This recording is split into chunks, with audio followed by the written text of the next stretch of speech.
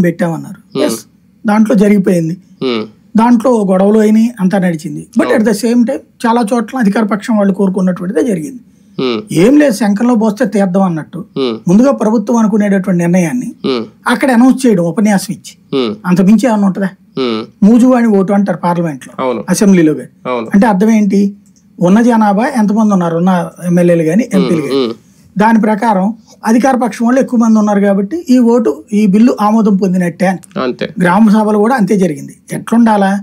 ఇదిగో ఈ రోడ్డు వేద్దాం అనుకుంటున్నాం అయ్యా అంటే, గ్రామ సభ అంటే ఒరిజినల్ రాజ్యాంగ స్ఫూర్తి ఏంటంటే ఇట్టగా ఇది రాసుకొచ్చేసి చదవడం కాదు. లేకపోతే కనుక సభ పెట్టామని చెప్పి స్వీట్లు, నూనె, హాట్లు, టీలు రాసుకునే సభ కాదు. గ్రామ సభ కాన్సెప్ట్ ఏంటంటే, అయ్యా మన దగ్గర 40 కోట్లు ఉంది, ఈ 40 కోట్లలో సుబ్బారావు గారి ఏరియాలో ఒక రోడ్డు అడుగుతున్నారు, సిమెంట్ రోడ్డు. ఆ రోడ్డుకి వచ్చేటప్పటికి 10 కోట్ల రూపాయలు అవుతుంది.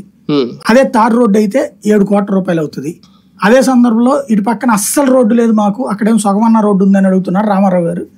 వీళ్ళ ఏరియాలో అయితే గనక రోడ్డు వేయాలంటే 15 కోట్లు అవుతుంది. మీలో సుబ్బారావు గారి ఏరియాకి రోడ్డు వేయాలనే వాళ్ళు ఎంతమంది చేతులు ఎత్తండి. అదే సందర్భంలో రామారావు గారి ఏరియాలో రోడ్డు వేయమనే వాళ్ళు ఎంతమంది చేతులు ఎత్తండి. ఇలాగ తీస్తే అది గ్రామ సభ అంటే.